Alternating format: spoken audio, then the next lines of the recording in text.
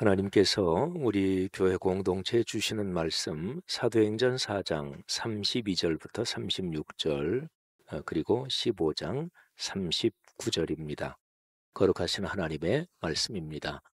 믿는 무리가 한 마음과 한 뜻이 되어 모든 물건을 서로 통용하고 자기 재물을 조금이라도 자기 것이라 하는 이가 하나도 없더라. 사도들이 큰 권능으로 예수의 부활을 증언하니 무리가 큰 은혜를 받아 그 중에 가난한 사람이 없으니 이는 밭과 집 있는 자는 팔아 그 판 것의 값을 가져다가 사도들의 발 앞에 두매 그들이 각 사람의 필요를 따라 나누어 줌이라.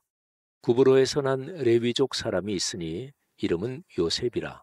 사도들이 일컬어 바나바라 번역하면 위로의 아들이라 하니 서로 심히 다투어 피차 갈라서니 바나바는 마가를 데리고 배 타고 구브로로 가고. 아멘. 참 좋은 계절입니다. 가을이 시간의 길이로 보면 그리 길지 않을 텐데요. 그런데 마음으로 영혼으로 가을을 감사하는 사람은 상당히 길게 누릴 수 있을 것입니다. 이 아름다운 계절, 무엇을 해도 좋은 계절에 하나님께서 우리 성도 여러분의 삶과 또 사회활동 모든 일 그리고 특별히 교회 생활에 큰 복을 주시기를 주의 이름으로 축복합니다. 제가 한번 어느 책에서 인용을 해서 읽어드릴 텐데 아마 들으시면 그 책에 나오는 내용 그렇게 금방 떠오르시는 분들이 대부분이실 거예요. 먼저 한번 읽어드리겠습니다. 별들이 아름다운 것은 거기에 꽃이 있기 때문이야. 그 꽃이 보이지는 않지만 사막이 아름다운 것은 사막 그 어딘가에 우물이 있기 때문이야. 예, 짐작이 가시죠? 생텍쥐베리의 어린 왕자, 거기에서 그 어린 왕자가 하는 얘기입니다.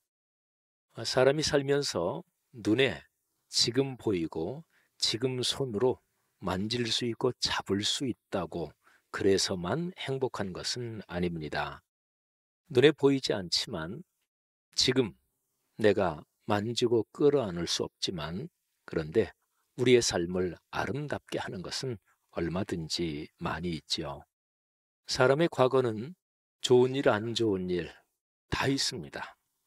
제 아무리 삶의 상황이 좋고 또 남이 다 부러워하는 사람이라도 그 사람이 걸어온 과거 여정에는 힘든 일, 남 모르는 고민과 고통이 역시 다 있고요. 또 미래는 누구에게나 다 어떻게 되지? 불안, 두려움, 그것도 누구나 다 있습니다. 자, 과거, 미래 다 그런데요.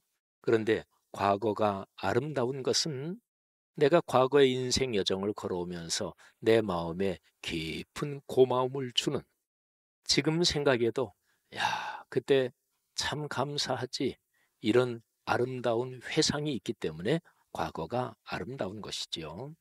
미래도 마찬가지입니다. 걸어갈 미래에 대해서 불안과 또 초조 또는 두려움이 전혀 없는 사람이 어디 있겠습니까? 그런데 미래에는 희망이 있기 때문에 미래가 아름다운 것이지요. 자, 여러분의 삶은 어떠십니까? 누가 여러분에게 이런 질문을 던진다고 생각해 보십시오. 당신의 삶은 아름다우십니까? 또는 행복하십니까? 그런데 당신의 삶이 아름답고 행복한 그 이유는 무엇입니까? 한번 그렇게 묻는다면 뭐라고 대답을 하시겠습니까? 제가 사실은 두 가지 질문을 한꺼번에 던진 거지요. 당신의 삶은 아름답고 행복하십니까? 근데 이 첫 번째 질문에 내 삶은 아름답지 못해요. 요즘 전혀 행복하지 않습니다. 그러면 사실은 두 번째 질문은 대답할 것도 사실은 없죠. 왜 행복하십니까? 왜 아름다우십니까? 이게 두 번째 질문이니까요. 여러분 지금 참 좋은 계절, 아름다운 계절 가을인데 가을이 아름다운 까닭이 무엇일까요? 여러분 저는 이런 질문을 던지면서 사도행전 4장에서 초기 교회 공동체가 그 초기 교회 공동체가 이래서 아름답고 이래서 복된 거구나. 그런 생각을 했습니다. 우리 기독교 2000년 역사에서 교회가 약해지고 그리고 병들고 타락할 때마다 우리의 신앙의 선배들이 외쳤던 말씀이 있습니다. 근원으로 돌아가자. 또는 더 직접적으로 얘기하면 성경으로 돌아가자. 그리고 이거하고 뗄 수 없이 묶인 표현이 초대교회로 돌아가자. 이런 것이었습니다. 그런데 초대교회로 돌아가자. 그럴 때 그 초대교회의 모습은 사도행전 2장부터 6장까지 이게 사실은 제일 중요한 본문입니다. 오늘 제가 설교 본문으로 잡은 것이 사도행전 4장 그리고 이제 15장으로 건너가서 짤막하게 한 절입니다. 여기 4장에 보면 가장 초기의 교회 공동체가 얼마나 아름다운지 그게 여기에 나와 있습니다. 사람이 살면서 경제적인 거 절대로 빼놓고 생각할 수 없죠. 가장 고상한 철학도 또는 가장 깊은 믿음에 대한 얘기도 어떤 얘기도 사실은 먹고 사는 문제가 완전히 빠져 있다. 그거는 탁상 공론입니다. 그거는 빈말입니다. 듣기에는 좋고 이론은 그럴싸해 보여도 생명을 가지고 살아가는 사람이 먹고 사는 것이 이게 필수적인 것인데 그 얘기는 완전히 빼놓는다. 그러면 그거는 기독교 신앙도 그런 얘기를 한 적이 없습니다. 야고보서에 어떤 사람이 먹을 것이 없고 굶주리고 있는데 아무것도 주지 않으면서 아이 좀 가서 좀 넉넉하게 먹고 지내시오. 그러면 그게 무슨 믿음이냐? 그거는 위선적인 종교적인 가식일 수밖에 없죠. 자, 오늘 성경 본문 사도행전 2장 32절부터 몇 절에 보면 바로 이 경제 문제, 물질, 돈 문제에 대해서 기록이 되어 있습니다. 그 초기 교회 공동체는 노예 출신들이 많았어요. 사회적으로 어려운 하층민들이 예수 믿는 사람 중에 많았습니다. 물론 돈이 넉넉한 부자들도 있었죠. 그런데 오늘 이게 성경 본문에 얼른 눈에 금방 들어오는 것이 밭과 집이 있는 사람, 요즘 표현으로 경제적으로 넉넉한 사람들이 헌금을 해서 어렵고 힘든 사람을 도왔다. 이런 표현이 금방 눈에 들어오죠.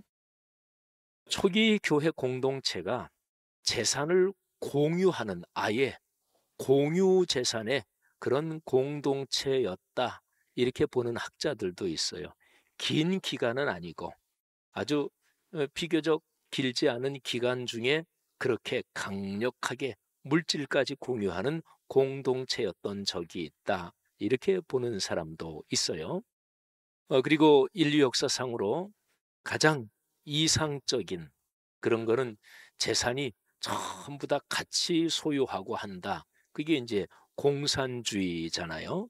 근데 사실은 공산주의 사상을 시작한 사람들이 기독교 문화권에서 시작한 것이고 바로 사도행전 2장, 3장, 4장 여기에서 그 구상을 가져온 거지요. 아무튼 여기 있는 이 사도행전 4장의 본문은 그리스도의 사랑으로 한 마음과 한 뜻이 되었다. 이제 이 점이 또 눈에 들어옵니다.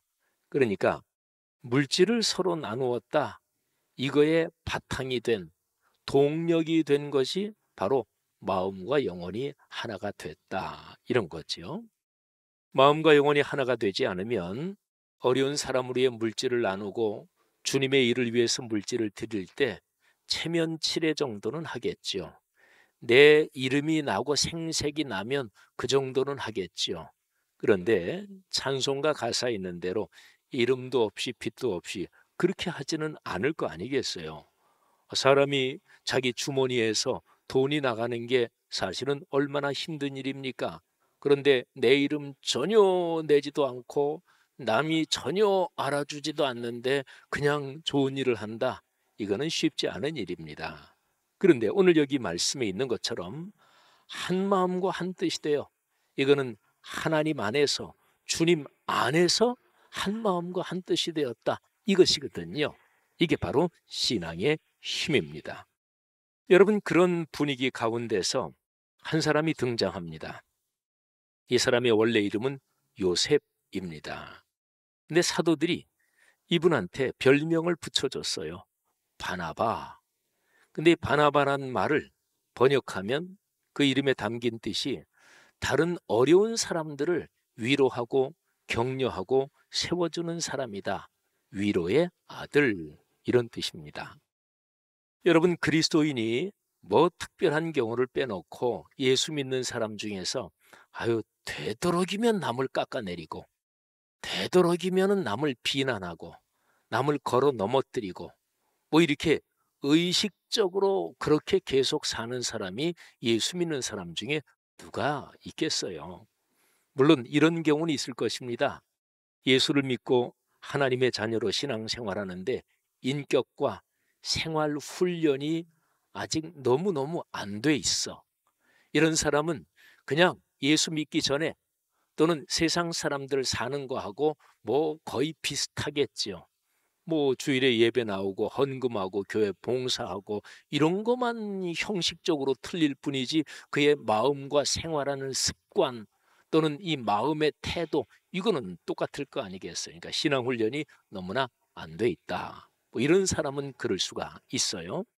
또 신앙이 좋은 사람도 뭐 신앙생활, 교회생활, 그리스도인으로 사회생활을 하다가 무지무지하게 화가 난다, 또 저 사람이 내 자존심을 건드려도 이렇게 건드릴 수가 있어? 그럴 때는 또 막 화가 나고 그럴 수 있겠죠. 하지만 예수 믿는 사람들 중에서 의식적으로 그리고 지속적으로 남을 해치고 깎아내리고 비난하고 부정적으로만 보고 뭐 이럴 사람이 어디 있겠어요? 그러니까 여기 초기 교회, 그 신앙이 충만한 그 상황에서 자기의 물질을 어려운 사람들을 돕느라 헌금하고 같이 나누고, 이거는 공동체 전체에 그런 분위기가 있었단 말이에요. 그런데 그런 중에서 바나바라는 별명을 가진 사람이 특별하게 언급이 됐잖아요. 그러면 이 사람은 그런 면에서도 다른 사람보다 헌신이 깊었다, 이렇게 봐야 되는 거죠.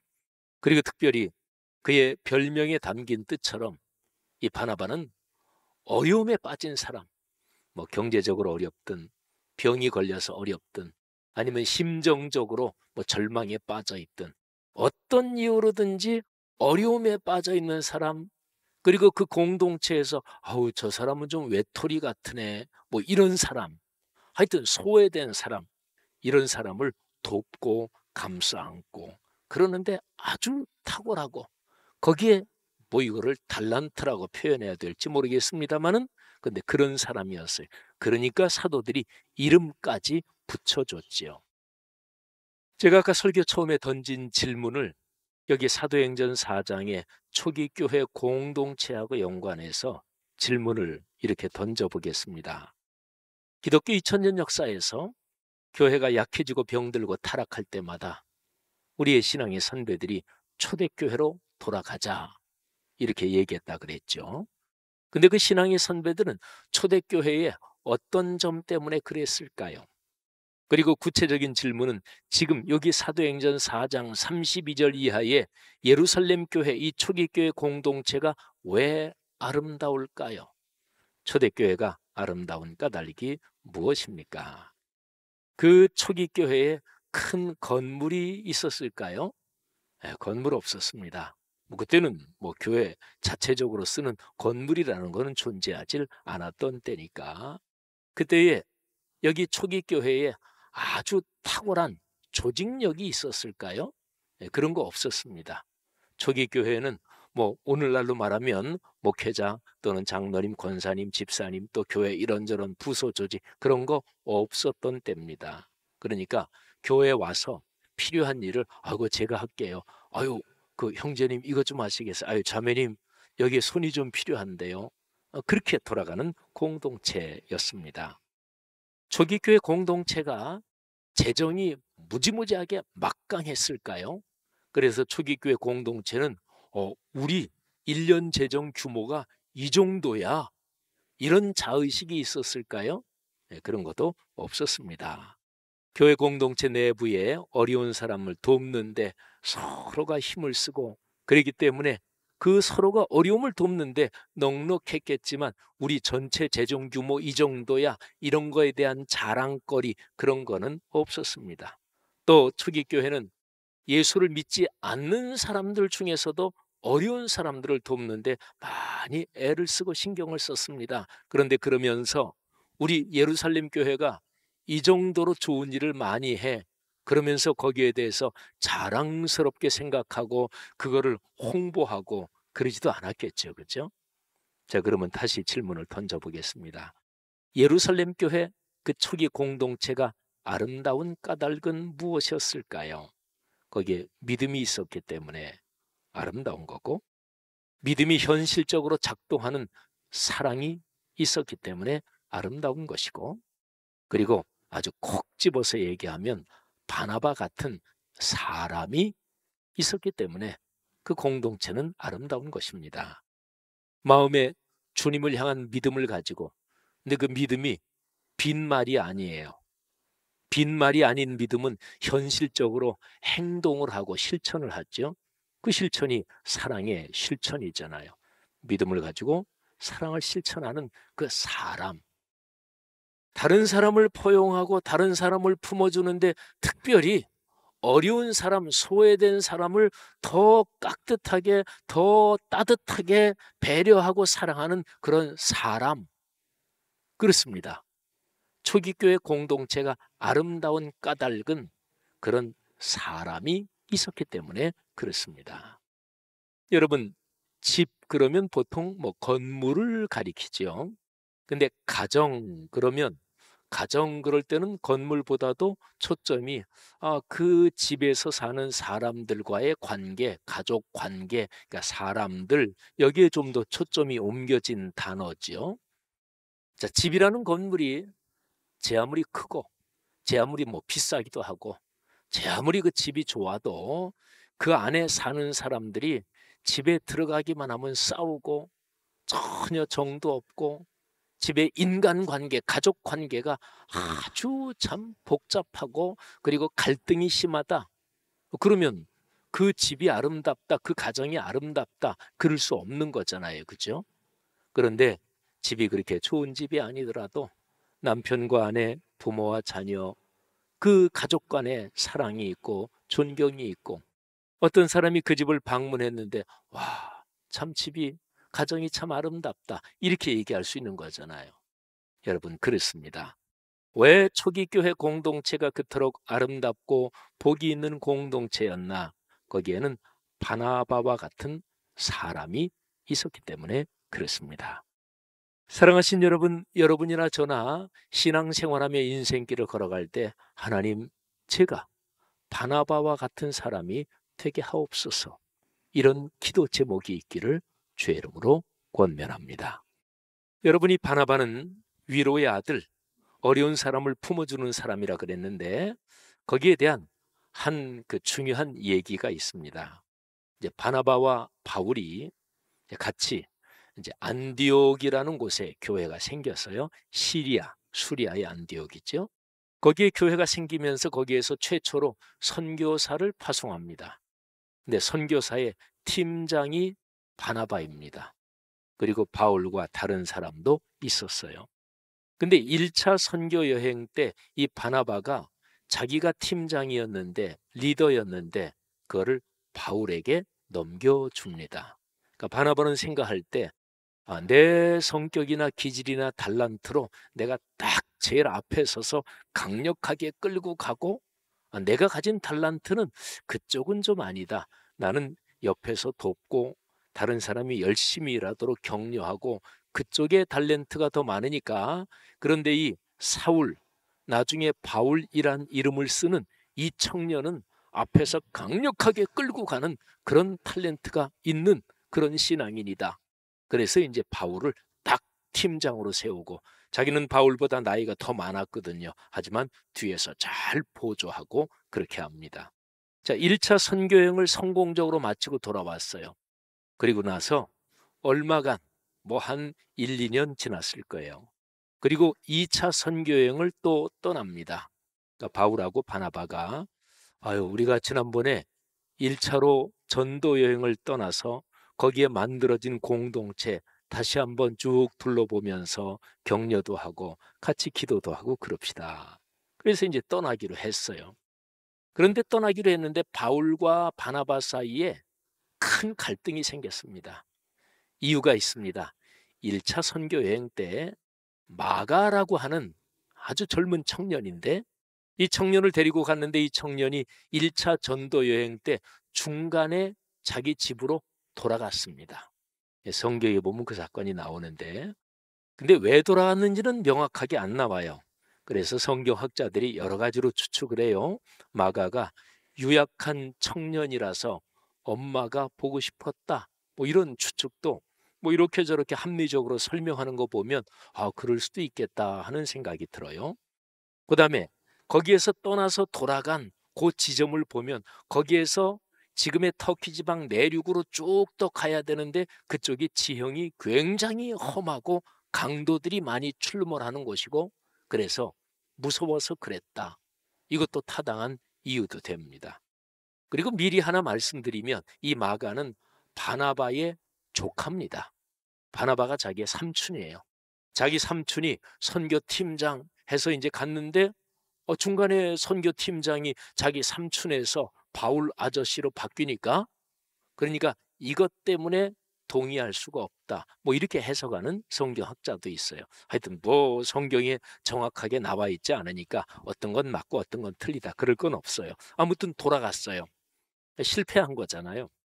근데 2차 전도여행을 갈 때 이 바나바가 우리 그때 실패했던 마가 좀 다시 데리고 갑시다. 그런데 바울은 아주 강하기도 한 사람이었어요. 안 됩니다. 그런 사람이 하나님의 일에 최전선에서 일할 수는 없습니다. 반대를 했습니다.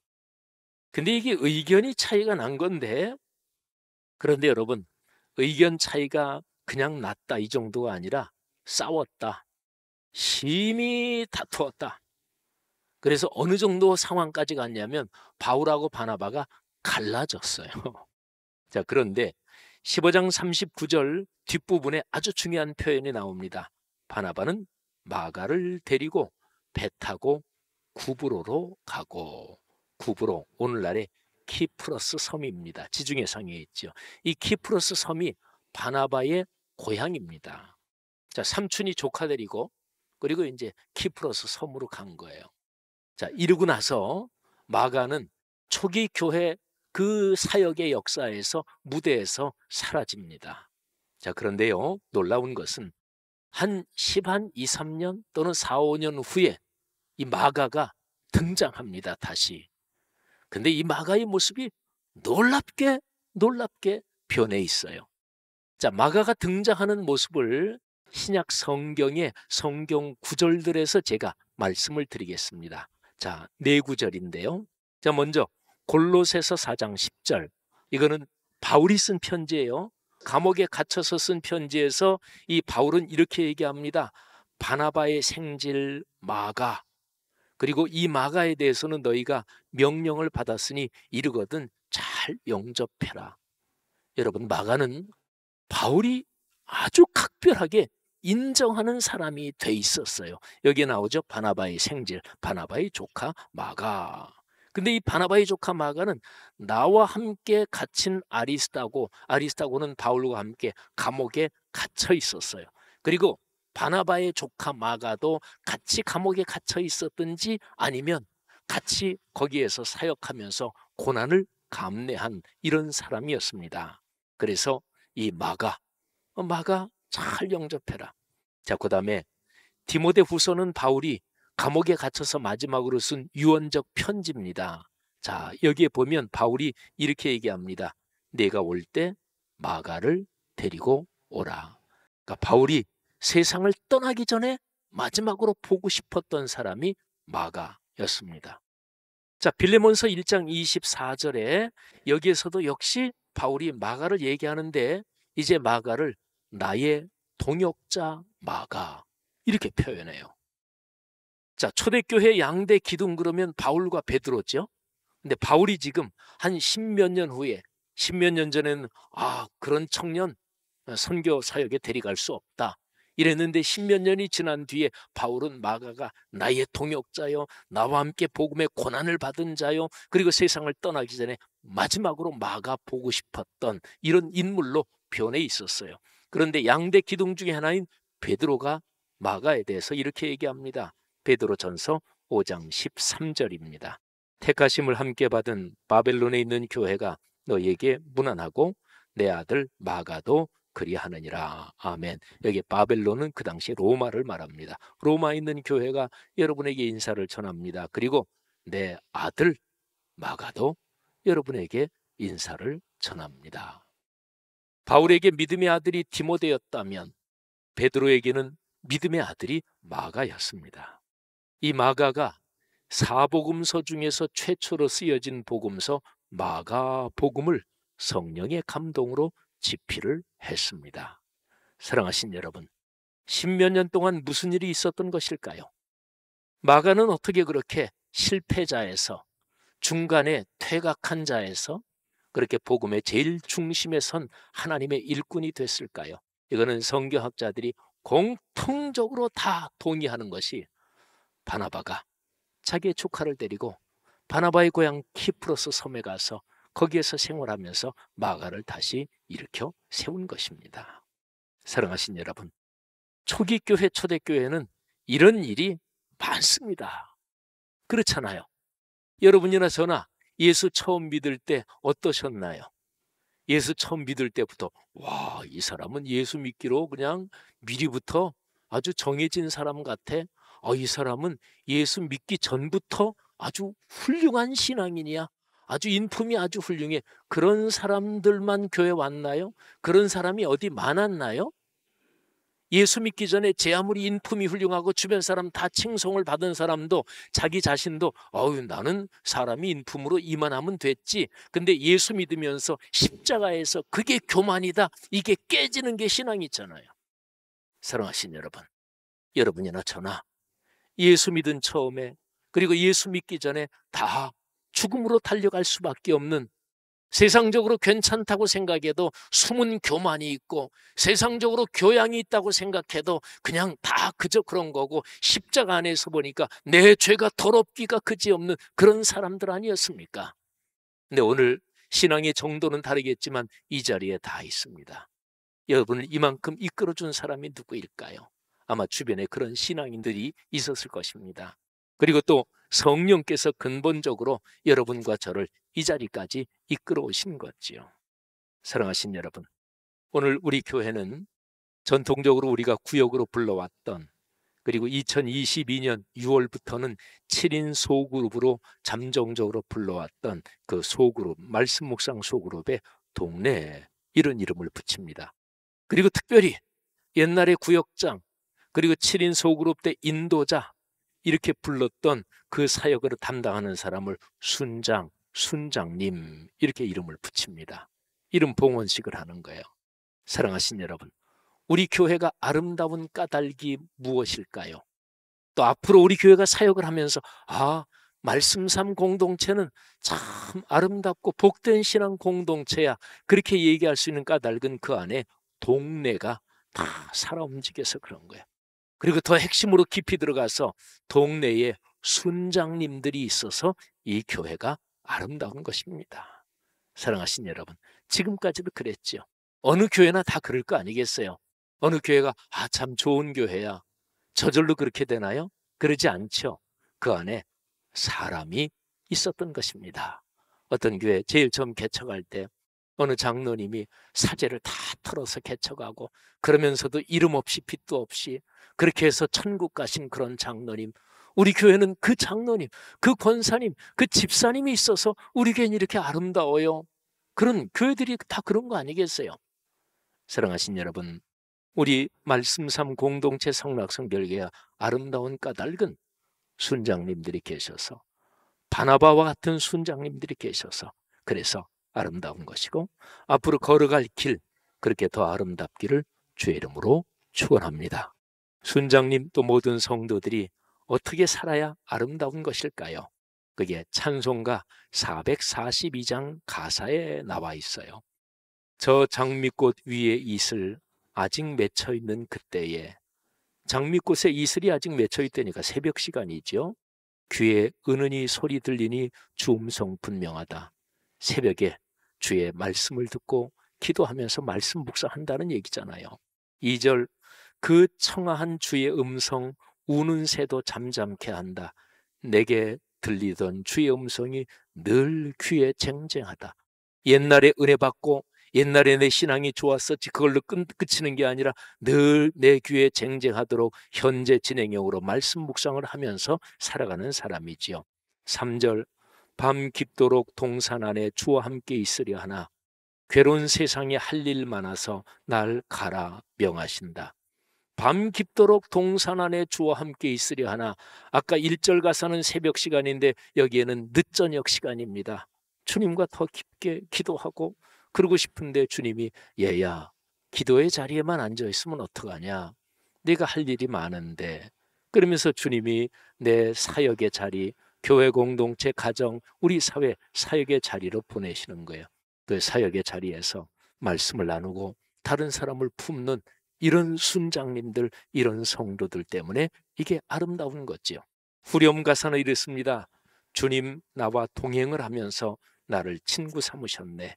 우리 서로 받은 그 기쁨은 알 사람이 없도다. 여러분 그렇습니다.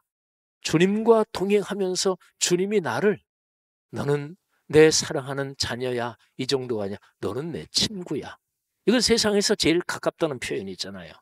그래서 주님과 나 사이에 받은 그 기쁨, 주님과 나 사이에 사귐의 비밀을 가지고 있는 사람, 그 사람이 순장입니다. 그 비밀이 있어야, 그래야 이 세상적인 명예, 욕심, 자존심 이런 데 휘둘리지 않을 수 있어요. 이 세상의 어떤 상황에서 눌리지 않을 수 있어요. 나는 주님이 나를 아셔. 내가 주님을 사랑해. 나는 주님과의 관계에서 비밀을 가지고 있어. 뭔데요? 그냥 비밀이에요. 그런데 그 비밀이 그 사람의 삶을 가슴 설레게 하고 그리고 감사하게 하고 감격하게 하는 거지요. 사랑하는 순장님 여러분들, 또 모든 성도 여러분, 이런 고백이 여러분의 삶에서 늘 이어지기를, 그래서 여러분의 삶이 아름답고 여러분의 삶이 복되시기를 주의 이름으로 축원합니다.